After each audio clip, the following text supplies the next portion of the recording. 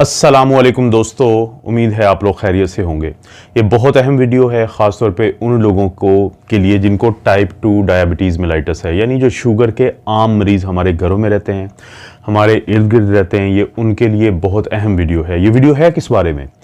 Sugar की एक नई दवाई आई है। FDA जो है, जो अमेरिका का वो इदारा है जिसको हम फूड एंड ड्रग एडमिनिस्ट्रेशन कहते हैं, और जिसकी अप्रूव की हुई तकरीबन ये सारी मेडिसिन जो हम इस्तेमाल करते हैं, ये FDA से अप्रूव होने के बाद ही कबूलियत की वो सनद पाती हैं कि जिसके बाद हम दुकान पे या डॉक्टर के पास जाके, और डॉक्टर बड़ी आसानी से हमें ये दवाई लिख देता है। तो FDA ने शुगर के मरीज़ों के लिए एक बड़ी अहम एक ऐसी दवाई जो है वो उसको अप्रूव किया है, जो हफ्ते में सिर्फ एक दफ़ा इस्तेमाल की जाएगी। तिरज़िपाटाइड ये नाम है इसको आप याद कर लें। ये आपके आगे बहुत ज़्यादा काम आनी है, क्योंकि ये नया एक दौर शुरू हो रहा है शुगर के मरीज़ों की दवाइयों का। शुगर के मरीज़ इससे पहले क्या दवाइयाँ इस्तेमाल करते हैं, उस पर बात करने से पहले मैं आप लोगों को इस वीडियो के आखिर में, बहुत सारे दोस्त मुझे मैसेज करते हैं कि शुगर पे हमने काबू डाल लिया है, फ़लाँ हर चीज़ फ़लाँ छोड़ के, तो उस पर मैं थोड़ी सी ज़रूर बात करूँगा, लेकिन वीडियो के आखिर में, इसलिए कोशिश करें कि वीडियो पूरी देखें। इससे पहले हम शुगर के मरीज़ों का क्या इलाज करते हैं? हम उनको गोलियाँ देते हैं रोज़ाना सुबह शाम खाने के लिए, या फिर हम उनको इंसुलिन के टीके लगाते हैं, हर सुबह शाम लगा देते हैं, दिन में 3 दफ़ा लगा देते हैं। मकसद क्या होता है कि अगर इंसुलिन नहीं बन रही तो वो इंसुलिन उनके जिस्म में आ जाए। और गोलियां देने का मकसद 2-3 होता है कि या तो जो आपका लबलबा है, पेंक्रियाज है, वो इंसुलिन का खराज करना शुरू कर दे, या जिगर जो है वो ग्लूकोज कम से कम बनाना शुरू कर दे, या ग्लूकोज को गुर्दों के ज़रिए हम निकाल देते हैं। यानी ये मुख्तलिफ किस्म की दवाइयों के काम होते हैं। लेकिन ये जो नई दवाई आई है, अगरचे इसकी कज़न आप कह सकते हैं, या इससे मुतल्लिक दवाई पहले से भी थी, यानी कुछ अर्सा पहले ही उसको FDA ने अप्रूव किया था, वो भी कमाल की दवाइयाँ हैं, लेकिन इस पे जब मैं बात करूंगा तो उनका भी जिक्र आ जाएगा। तिरज़िपाटाइड, जैसे मैंने नाम बताया है, ये 2 काम करती है। ये हफ्ते में इसका एक टीका लगाया जाता है और वो जिल्द के नीचे लगाया जाता है। पहले तो बहुत सारे लोग जो सुबह शाम टीके लगा के इंसुलिन के तंग आते हैं, तो उनको राहत मिलेगी, उनको सुकून मिलेगा कि चलें कम से कम हफ्ते में एक इंजेक्शन लगेगा, वो भी जिल्द के नीचे लगता है। ये करता क्या है? ये जो दवाई है तिरज़िपाटाइड, जो इस टीके के अंदर है, FDA ने अप्रूव किया है, तो ब्रांड नेम के साथ भी ये अमेरिका में जारी हो रही है। और दोस्तों जहन में रखें हमेशा एक बात, कि कोई भी मेडिसिन, चाहे वो बहुत महंगी हो और चाहे वो अभी सिर्फ अमेरिका में आई हो, हर कुछ अरसे के बाद उसने सस्ता भी हो जाना है, और उसने पूरी दुनिया में हर मुल्क में भी मुहैया वो कर दी जाती है। यही होता है, आप देखते रहें कोविड के सिलसिले में भी, कि महंगी तरीन जो वैक्सीन और दवाइयाँ थी वो लाहौर में, कराची में और हर तरफ पहुँच जाती थी। तो इसलिए ये भी दवाई जो है ये अप्रूव हो चुकी है, और अब कुछ ही अरसे में ये मार्केट में आपके सामने होगी। जिल्द के नीचे लगाई जाती है, हफ्ते में एक दफ़ा लगाई जाती है। काम क्या करती है ये? जब हम कोई ऐसा खाना खाते हैं जिसके अंदर ग्लूकोज होता है, और अब आपने ये फ़र्क जहन में रखना है कि ग्लूकोज आपको जब टीके की मदद से लगाते हैं, मैं उसकी बात नहीं कर रहा, क्योंकि उससे 3 से 4 गुना वो ग्लूकोज जो हम खाने में खाते हैं, फ़र्ज़ करें कि मैं एक पानी का गिलास पीता हूँ जिसमें मैंने चीनी डाली हुई है, मीठा डाला हुआ है, मैं मिठाई खाता हूँ, मैं कोई चीज़ खाता हूँ जिसके अंदर बहुत ज़्यादा ग्लूकोज है, तो वो जो ग्लूकोज है उसके, ये तो आपने सुना होगा कि जब वो हमारे खून में जाती है तो हमारा जो पेंक्रियाज या लबलबा है, उसके सेल्स होते हैं, बीटा सेल्स ऑफ लैंगरहैन, वो इंसुलिन का खराज करते हैं। वो जब इंसुलिन का खराज करते हैं तो वो जो इंसुलिन है उसका एक काम होता है कि वो ग्लूकोज को पकड़ती है और खून की जो नालियां हैं उनके अंदर से हमारे सेल्स के अंदर भेजती है, जहां पे इसने इस्तेमाल होना होता है। लेकिन जो ग्लूकोज हम खाने में लेते हैं वो 3 गुना ज़्यादा आम तौर पे ये जो इंसुलिन है इसको रिलीज़ करवाता है। लेकिन कैसे वो रिलीज़ करवाता है? हमारी जो आंतें होती हैं, हमारी जो गट्स हैं, उनके अंदर से कुछ प्रोटीन जो हैं उनका खराज होता है। वो 2 किस्म की प्रोटीन होती हैं, उसको क्या हम कहते हैं? GLP-1, यानी ग्लूकागॉन लाइक पेप्टाइड 1 एक नाम है, और एक है ग्लूकोज डिपेंडेंट इंसुलिनोट्रोपिक पॉलीपेप्टाइड, GIP से हम कहते हैं।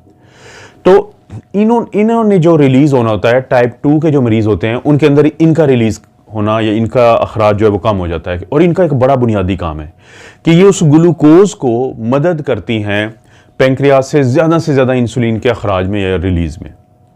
अब वो लोग जिनको टाइप 2 डायबिटीज़ मेलाइटस हो जाती है, तो उनके अंदर ये जो GLP-1 और GIP, ये दोनों जो हार्मोन्स हैं ये कम हो जाते हैं। अब ये जो तिरज़िपाटाइड है ये क्या करेगी? ये इन दोनों जो हार्मोन्स जिस रिसेप्टर के साथ जाके ये जुड़ते हैं तो वहां पे जाके जुड़ेगी और वही काम करेगी जो ये 2 हार्मोन करते हैं। इससे पहले 2 हार्मोन्स वाली कोई दवाई नहीं थी। इससे पहले जैसे मैंने कहा था कि इसी तरह की इसकी कजन मेडिसिन है, वो एक हार्मोन पे काम करती थी। वो कौन सा हार्मोन है? वो जो हार्मोन है उसको हम यही कहते हैं कि GLP-1 यानी ग्लूकागॉन लाइक पेप्टाइड 1। और कौन सी वो दवाइयां थी? 4-5 है, जिसमें सबसे एक मशहूर का मैं आपको नाम बता देता हूं। जो जेनरिक नाम है वो है सीमाग्लूटाइड। अब ये जो सीमाग्लूटाइड है, ये जो नई दवाई आई है, ये जो जिसका मैंने तर्जेपाटाइड कहा है, ना सिर्फ ये कि टाइप 2 के जो शुगर के मरीज हैं उनमें शुगर के कंट्रोल को ये बेहतर करती है, बल्कि ये जो आपका वजन है उसको भी कम करती है। कैसे? ये जो GLP-1 रिसेप्टर्स होते हैं, तो ये जो रिसेप्टर्स होते हैं, या जब ये हम इस तरह की दवाई देते हैं तो GLP-1 एक और काम करती है कि जो खुराक हमारे स्टमक से, मैदे से गुजर रही होती है, तो उसके गुजरने की रफ्तार को कम कर देती है। यही वो काम है जो फाइबर भी करता है। हम अक्सर लोगों को क्या कहते हैं कि अगर आपने मोटापा पे काबू डालना है तो ज्यादा से ज्यादा फाइबर वाली खुराक लिया करें, क्योंकि फाइबर क्या करती है कि आपकी आंतों से और मैदे से गुजरती हुई खुराक की रफ्तार को कम कर देती है। और जब वो कम हो जाती है रफ्तार, तो आहिस्ता आहिस्ता वो जो अचानक आपका वजन आमतौर पे किस वजह से बढ़ता है? जब आप बहुत ज़्यादा मीठी चीज़ें खाते हैं जिसमें फाइबर तो कम होता है, मिठास ज़्यादा होती है, तो वो इन चीज़ों से आपका आमतौर पे वजन ज़्यादा बढ़ता है। तो ये जो नई दवाई है, और सीमाग्लूटाइड भी इस्तेमाल हो रही है बाकायदा, और वो भी क्या करती है कि ना सिर्फ एक टाइप 2 डायबिटीज़ मेलाइटिस को कंट्रोल करने में मदद देती है, बल्कि वजन के कंट्रोल में भी मदद देती है। लेकिन ये जो नई दवाई है ये दोनों रिसेप्टर्स पे काम करती है। इससे पहले वाली जो है वो एक रिसेप्टर पे काम करती थी, तो इसकी अफादियत बहुत ज़्यादा है। ये जो नई दवाई है, ये जो हीमोग्लोबिन A1C का लेवल है, जिसको मुख्तसर हम A1C भी कह देते हैं, ये उसको कम करती है। यानी जो 3 महीने का कंट्रोल होता है, बहुत बेहतर उसकी वैल्यू उसको कर देती है। 5 मिलीग्राम, 10 मिलीग्राम और 15 मिलीग्राम की ये दवाई जो है ये अवेलेबल हो रही है मार्केट में, और 2.5 मिलीग्राम का भी टीका होता है।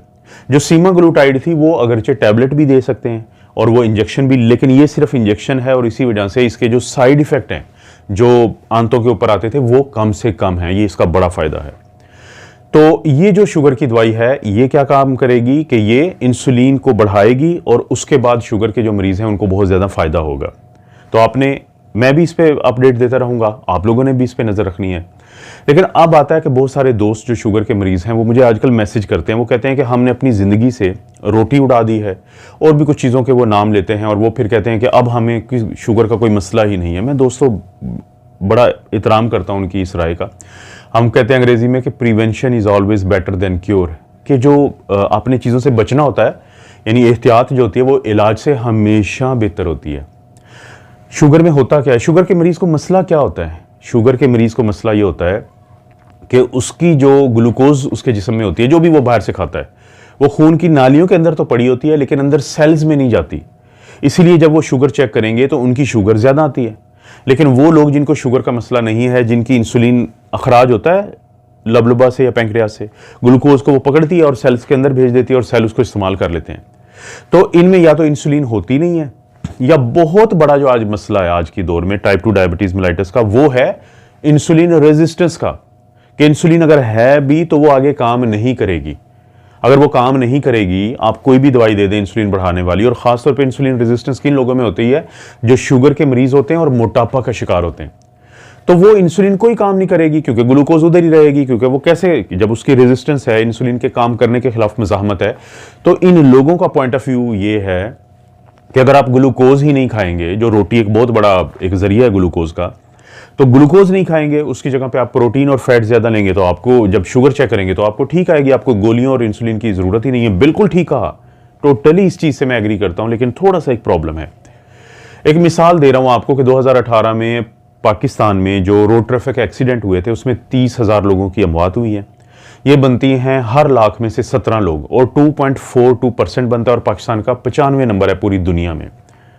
अब एक शख्स हमें कहता है कि हम ये चाहते हैं कि रोड ट्रैफिक एक्सीडेंट में लोगों की अमवात बिल्कुल ना हो, और एक शख्स ये फैसला करता है कि मैंने इस चीज़ से बचना है, तो उसके लिए सिर्फ उसको 2 काम करने पड़ेंगे कि ज़िंदगी भर सड़क पे नहीं आना और ज़िंदगी भर किसी चीज़ में बैठ के सफ़र नहीं करना। तो ये 100% उसको बचा लेगा। यही है prevention is better than cure. लेकिन सोच के बताएं कि क्या ये प्रैक्टिकल है? क्या आप कर सकते हैं पूरी ज़िंदगी ये? तो इसलिए मेरे वो दोस्त जो ये बात करते हैं जैसे मैंने आपको बताया कि वो मुझे जब मैसेज करते हैं तो बिल्कुल सर आंखों पे उनकी बात।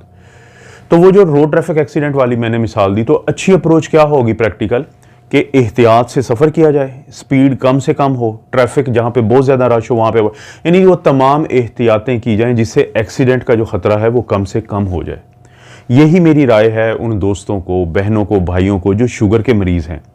जब आप बहुत ज़्यादा एक्सट्रीम पे जाके कोई ऐसा फैसला करेंगे, जैसे आपने अपनी ज़िंदगी से रोटी ख़त्म कर दी और भी बहुत सारी चीज़ें जो हमारी स्टेपल डाइट हैं, जिसके हम हमेशा से आदी हैं, तो आप कितना साल ये कर सकेंगे? खुदा ना खास्ता जब आपका रीबाउंड होगा, जब आप उससे वापस हटेंगे, तो हो सकता है कि आप इस चीज़ को बिल्कुल ही तंग आके इस चीज़ का ख्याल ना रखें। तो इसका बेहतरीन तरीका ये है कि इस बारे में इंफॉर्मेशन लें, उन चीज़ों से बचें जो आपके लिए प्रॉब्लम करती हैं, और कोशिश करें वो खुराक लें जो आपके लिए बेहतर है, आपके डॉक्टर की एडवाइस से, और ख़ुद गूगल पे सर्च करें। आजकल तो बड़ा सहूलत हो गई है।